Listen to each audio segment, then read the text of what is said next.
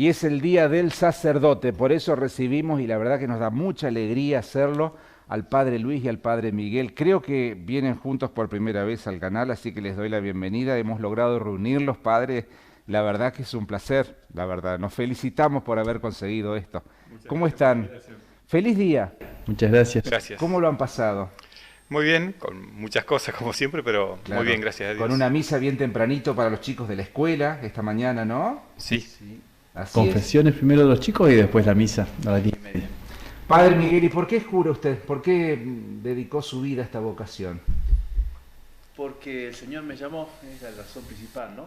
La vocación al sacerdocio es una llamada y es por eso es que estoy aquí, porque Él me eligió, es un don, una gracia, que por supuesto uno no merece, pero que bueno, Él en su plan, en su providencia así lo dispone, así que por eso es que estoy acá, esa es la razón. Sí. ¿Y usted, Padre Luis? También, o sea, ¿Siempre por un llamado? ¿Es claro ese llamado, Padre Luis? es en cada uno, Es si usted distinto. pregunta a cada sacerdote, Sí, son claro. totalmente distintos los llamados. Ujú. Yo tengo mi hermano también sacerdote, Sí. un año mayor que yo también, y entramos juntos al seminario, aunque tenemos distintas edades, pero el camino que hicimos los dos es distinto. O sea, Ujú. íbamos más o menos misma parroquia, además, pero no la forma con la cual Dios nos fue llamando fue distintos caminos. ¿Y en su caso cómo fue? ¿Durante un sueño? No. ¿Fue un hecho determinado que lo marcó y que eso determinó que usted siguiera esta vocación? ¿Cómo fue? El tema es, o sea, de chico, bueno, mucha gente acá Ramírez lo sabe, porque excepto mi padre, todos Sí. los demás son de Ramírez, Anguren, mis familiares, Sí. mis antepasados, Ujú. los alemanes del Volga. Y mi familia tradicionalmente era es de la Iglesia Evangélica de Río de la Plata, la Iglesia Evangélica Alemana. Y ahí, bueno, fui educado en Crespo, de ahí mi pueblo, mi ciudad, y entonces hicimos la escuelita dominical, bueno, la fe, como se transmite en la Iglesia Evangélica, y a medida que fue creciendo, después mis padres nos mudamos a Paraná por trabajo, y ahí a mí me gustaba el campo, siempre como que extrañaba el campo, y entonces quería entrar en algún grupo scout, en algún lugar donde se hicieran campamentos. Ujú. Entonces justo había un grupo juvenil, yo iba a la segunda brigada aérea, a la base aérea, al secundario, Ujú. escuela técnica, y justo había un sacerdote capellán, el padre Roberto Rauch, y un grupo que él había formado. Entonces, bueno, me invitaron y yo fui a los campamentos y ahí empecé a vivir con ese contacto, podemos decir, aunque ya había tenido algún contacto con la Iglesia Católica, porque era un grupo, aunque no era tan católico, podemos decir, vivían la fe católica. Claro. O sea, no era un grupo de una parroquia, pero Sí, bueno. sí. Y entonces en el grupo fui recibiendo lo que es la fe católica. Ujú. Uno por ahí, yo tenía ciertos prejuicios por los católicos que no vivían bien su fe, entonces para mí era como muy flojos. Ujú. Y ahí vi que había católicos y jóvenes, éramos varones en ese momento solamente, que vivían coherentemente la fe. Estábamos de campamento, que se en las colonias, y había misa, teníamos que ir a misa el domingo, entonces caminábamos 10 kilómetros porque era lo más normal para ellos ir a misa. Ujú. Entonces ahí me asombró, digamos, la alegría que tenía, la coherencia de fe, y bueno, el sacerdote aparecía de vez en cuando a dar una charla, pero no era que estaba encima nuestro. Y bueno, y ahí fue cuando fui viendo que, bueno, que la fe católica completaba esa fe que yo tenía, y bueno, ahí fue cuando me convertí al catolicismo. Tenía yo 15 años. Ujú. Luego hacía dirección espiritual, iba a una parroquia, adoración eucarística, y de a poco fui viendo que Dios me pedía algo distinto de lo normal. Digamos. Uno buscaba, o quería formar una familia, o tener muchos hijos, trabajo, pero bueno, fui viendo que el Señor me estaba tocando el corazón para otra cosa. Tardé un tiempo en decidirme, y bueno, y después, en un momento, es como que hay como en mi caso fue como que Dios me iluminó y dije, esto es para mí. Y bueno, entré al seminario y bueno, hice todo el camino y aquí estamos. Usted hizo el proceso inverso al que hizo Martín Lutero, entonces, ¿no? Sí, ¿Eh? es más, cuento una anécdota, porque más de una persona acá grande me conoce de niño. Yo Sí. no tengo tantos recuerdos porque era muy chico. Claro. Entonces me dice una señora vecina de la parroquia, me dice, ¿y vos por qué te fuiste de la iglesia evangélica? Porque es muy tradicional. Le dije, no me fui, sino que volví. ¿Cómo volviste? Claro, por temas, vaya a saber, en la época de Lutero, los príncipes, las indulgencias, etcétera. Lutero se fue de la Iglesia Católica. Bueno, ahora nosotros, sucesores, estamos volviendo, le dije. O sea, no es cuestión de tiempo también. Pero bueno, la cuestión es vivir bien la fe y Dios va indicando el camino a la persona que trata de ser coherente con la fe. Siempre con fallas, pero bueno, Dios es muy bueno y nos va inspirando, si uno responde dócilmente, lo que tenemos que hacer. Qué lindo. Gracias, Luis, por compartir esto con nosotros. ¿Y usted, Miguel? ¿Cómo fue ese llamado? Nada, digamos, espectacular, muy sencillo, pero bueno, hay cosas que me marcaron. En la adolescencia era más bien reacio a la fe. Me tenían que forzar un poco cuando era más chico para la misa y eso. Pero resulta que tenía como una imagen distorsionada o errada, mala, digamos, por ejemplo, del cura, ¿no? Y hasta que por esas cosas de la vida me tocó entrar en contacto, sin quererlo, pero tuve que entrar en contacto con un sacerdote, que era muy bueno, y entonces dije, pero no es como yo pensaba, no son así como los había imaginado. Esa fue una primera cosa que me hizo mucho bien, porque bueno, vi un cura que a veces hablan muchas cosas, y bueno, vi que no era tan así. Entonces, eso fue un primer paso importante, pero después el primer así llamado claro que percibí fue cuando terminé la secundaria, en quinto año. Tenía que pensar qué hacer con mi vida, qué vocación. Entonces, bueno, para pensarlo bien, hice un retiro espiritual. Y ahí entendí que la vocación, o para encontrarla, más que pensar en qué proyecto tengo yo, tengo que descubrir qué plan tiene Dios para mí.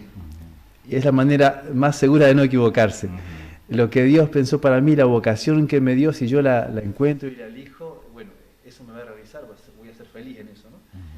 Y bueno, y ahí es como que tuve una gracia, porque pensando en qué puedo hacer y también en qué puedo hacer de bien, surgió esto, ¿no? Bueno, hay una cosa que puedo hacer de bien y de mucho bien, sobre todo para siempre, ¿no? Y es con el sacerdocio, porque da elementos para una vida eterna, cosas que en otras profesiones yo no tendría otra vocación. Y entonces es como que ahí percibí un primer llamado, ¿no? Y por qué no, y bueno, entonces me lo planteé, quedó abierta la cuestión. Y entonces, bueno, charlándolo con un consejero, vimos que era por ahí conveniente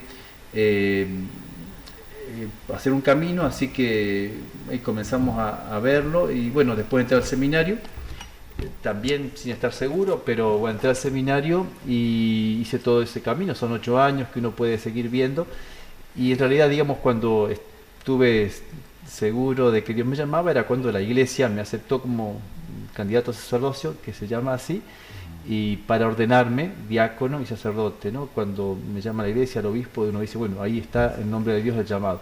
Así que bueno, es muy sencillo, muy, digamos, elemental, nada extraordinario, pero que realmente, bueno, lo percibí como un don del amor de Dios que me llama a eso, y bueno, que comenzó, digamos, allí en ese retiro al terminar el quinto año de la secundaria. Miguel, ¿y cuál sería el mensaje para los chicos que están transitando sus últimos años en la escuela secundaria? Porque es difícil decidir qué hacer con la vida, ¿no? Elegir el camino que uno quiere transitar, siempre buscando la felicidad, ¿no? Que es el bien mayor que cualquier persona puede conseguir, ¿no? Claro. Y que no sea en el dinero, porque muchos chicos eligen una profesión que sea rentable, o eligen medicina, o son arquitectos, o escribanos, etcétera, etcétera, ¿no? Pero eso no siempre a uno le brinda la felicidad que busca. Sí, tal cual. Por eso creo que es importante eso que decía, ¿no? Que una vez entendí, creo que es fundamental. Aquel que nos hizo de tal manera que sembró un llamado, una vocación, una inclinación, alguna vocación en particular, y poder encontrar eso, ¿no? Esa vocación a la que Dios llama a cada uno, que puede ser de tantas maneras, de tantas formas, creo que eso es muy importante, más que, antes que nada, digamos, plantearse eso, ¿no? Que con las condiciones que tengo, con las aptitudes, con las capacidades, que eso se ve mucho ahí, uno o trabaja al finalizar el secundario, ¿no?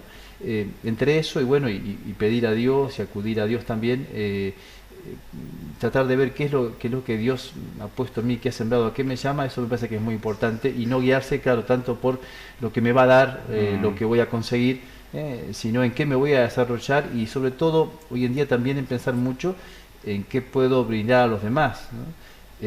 No solamente en algo que me convenga a mí, sino que también algo que pueda darme. Y después uno termina dándose cuenta en la vida que aquello que ha dado, lo que ha podido ofrecer, es lo que termina llenando más el corazón, ¿no?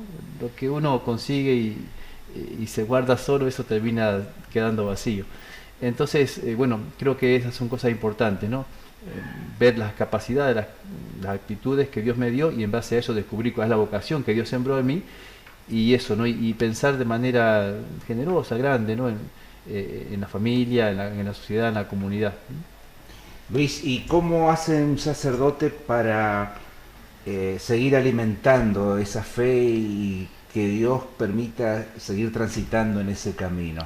Porque no ha de ser fácil. Ustedes, antes de curas, son seres humanos, son personas como nosotros, seres humanos, hombres y mujeres como cualquiera que habita este planeta, ¿no? Y hay muchas tentaciones y hay cuestiones que impactan en ustedes como impactan en todos nosotros también. Sí, la idea es que cuando uno se convierte, o sea, Dios nos llama a volvernos a Él siempre. O sea, incluso los que son practicantes de toda la vida, tiene que haber como una continua conversión. Entonces, uno todos los días tiene que empezar de vuelta. Entonces, todo ese entusiasmo que uno tiene cuando empieza el seminario, lo mismo que ha pasado el Padre Miguel, todo ese esfuerzo, uno tiene que seguir continuamente. Muchas defecciones de sacerdotes, muchas apostasías también se dan porque se apagó ese amor primero. O sea, uno tiene que ir alimentándolo.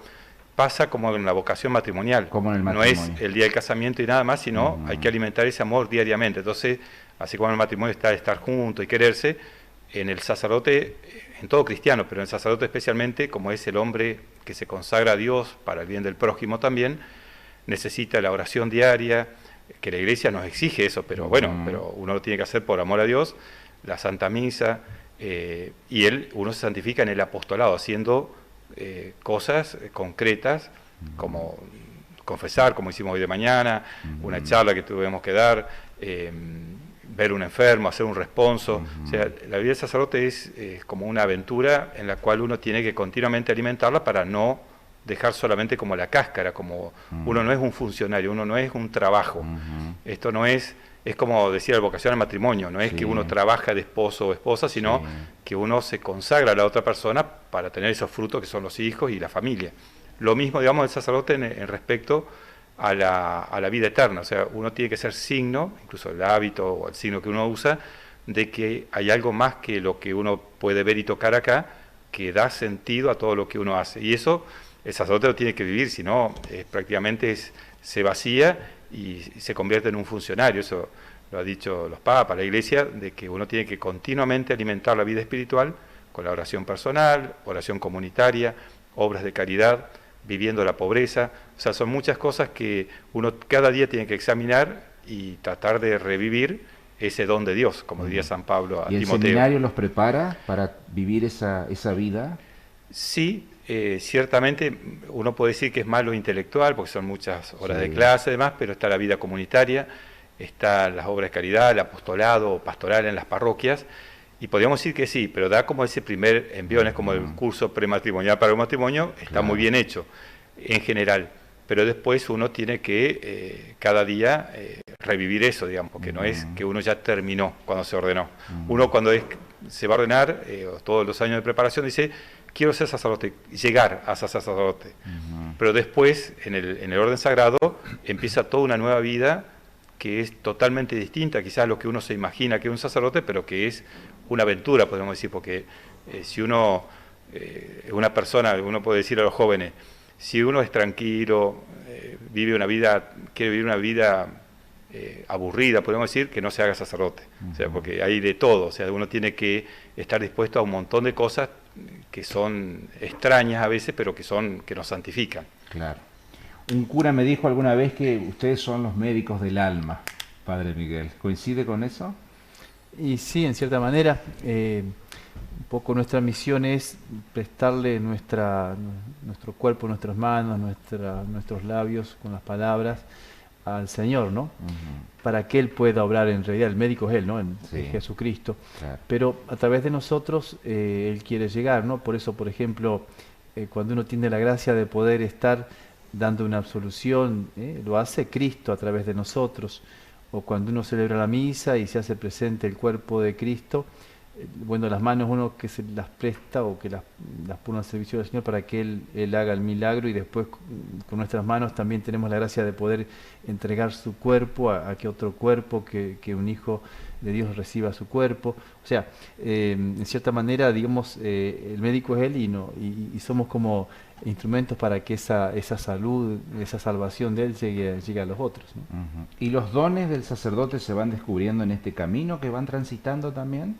Sí, o sea, la vocación es al sacerdocio y uno tiene ciertas inclinaciones, quizás más para una parroquia, claro, o para el estudio. Claro. Entonces eso lo va discerniendo el sacerdote con el obispo, en el caso, bueno, seminarista con los superiores, pero después con el obispo, a ver qué perfil uno tiene para qué parroquias o dónde puede servir más.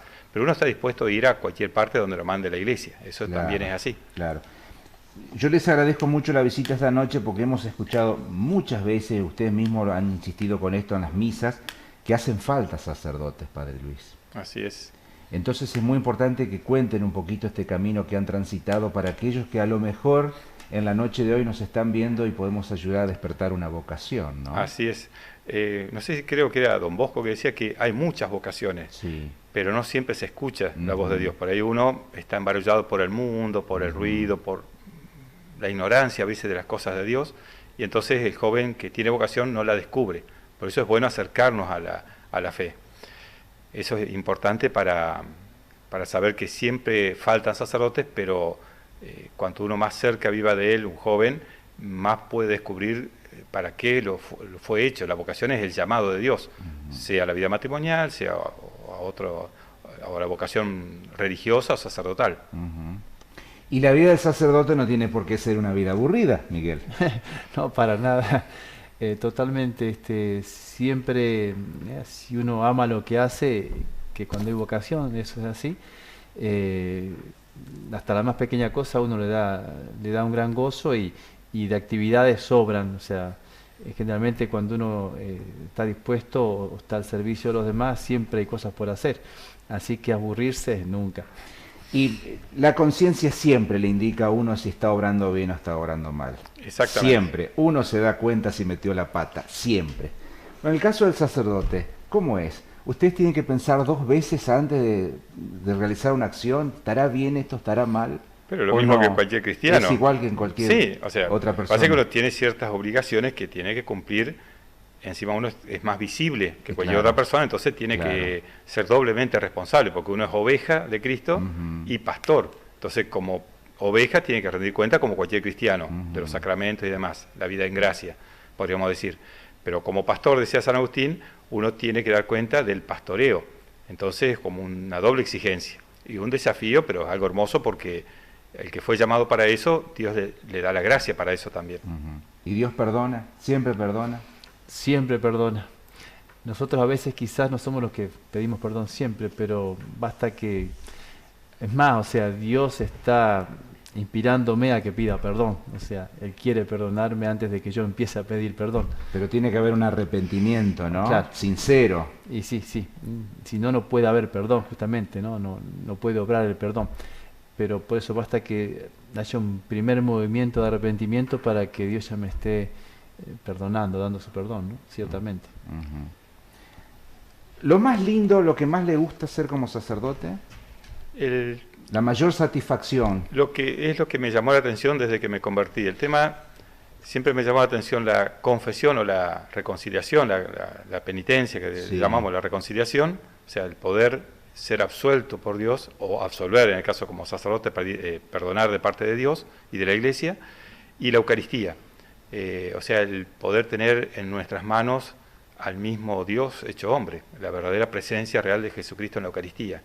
O sea, la Eucaristía y el perdón de Dios. Eso que es lo que me llamó la atención cuando empecé a conocer la Iglesia Católica, que no tenía la iglesia cristiana, que hablan de la Eucaristía y demás, pero bueno, no es una presencia sustancial, verdaderamente presente, y por eso yo la otra vez le contaba a un sacerdote amigo que lo que más me acuerdo de chico, que una vez que, no sé por qué circunstancia, fui a una misa y me tuve que arrodillar. Yo nunca me había arrodillado para rezar.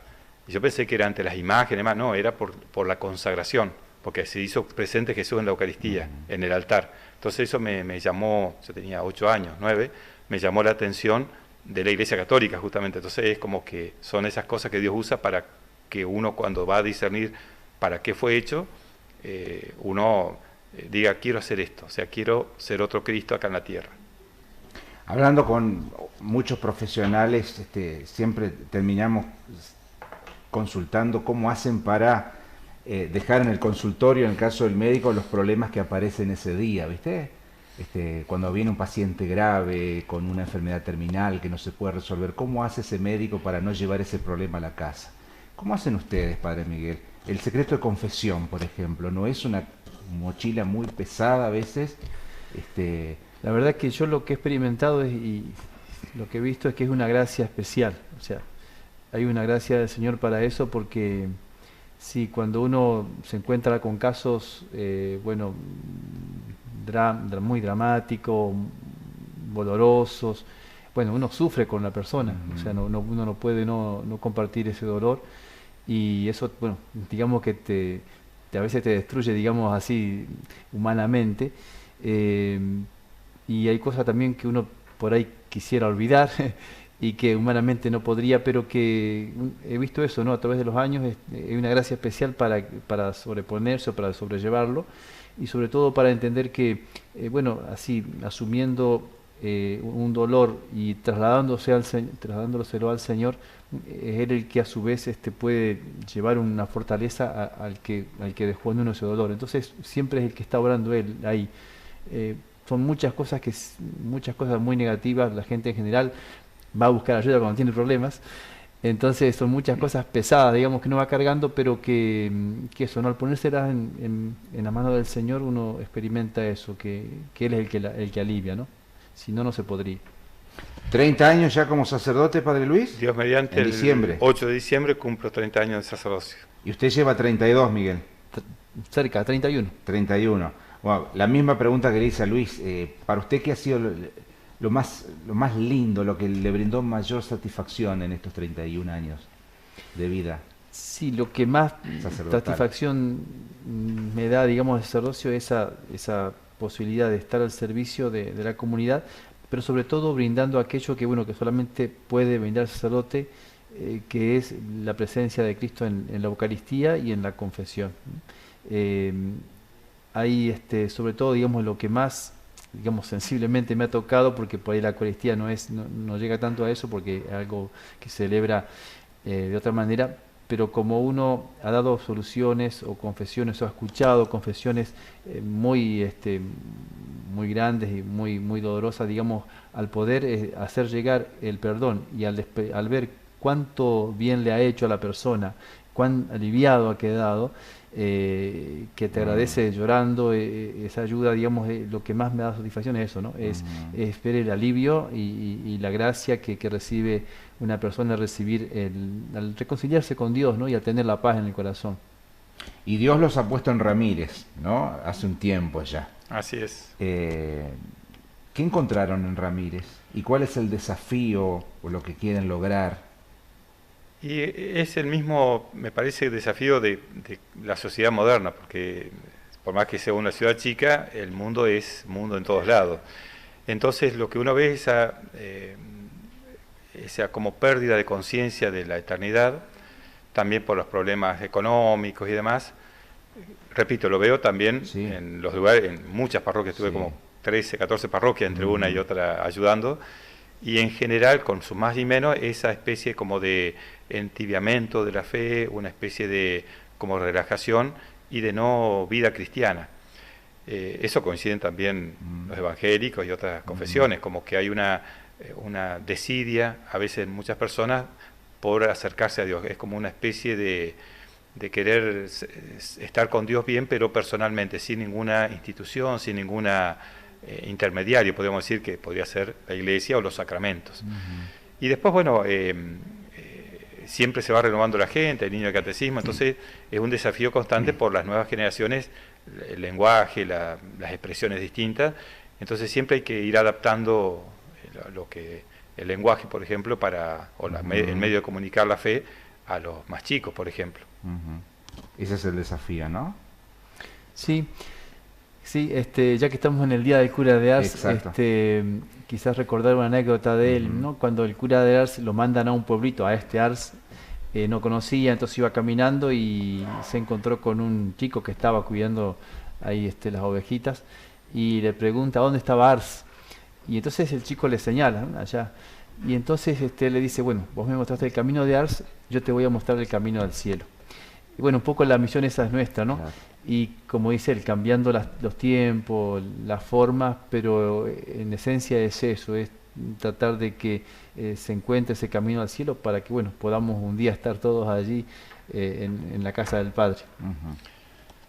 Muy bien.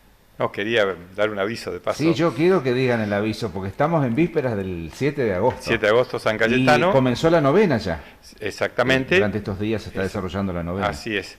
Pero bueno, quería avisar, lo central va a ser el 7, que es domingo, claro, a las 3 de la tarde, hacemos una gran procesión, y luego la celebración eucarística y festejos. Todo en el barrio San Carlos, sí, la procesión parte a las 3 de la tarde desde la parroquia. Desde la capilla San Cayetano y vuelve hasta ahí. Exactamente. Y luego la misa. Así ¿Cuál, que, bueno, ¿cuál va a ser el mensaje central este año?